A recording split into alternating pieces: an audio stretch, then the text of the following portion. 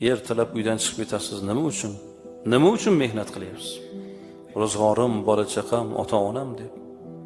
Va topayotgan pulingizni qanchasini o'zingizga ishlatasiz? Hech qanchasini.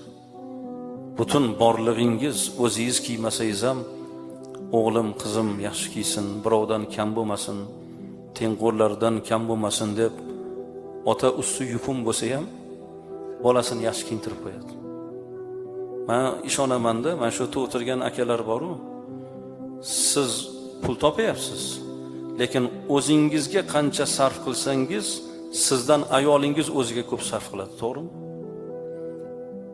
Sizdan ko'proq kiyimga pul sarf qiladi. O'zi uchun erkak kishidan ayol kishi ko'proq pul sarf qiladi. Lekin shu pulni siz topayapsiz.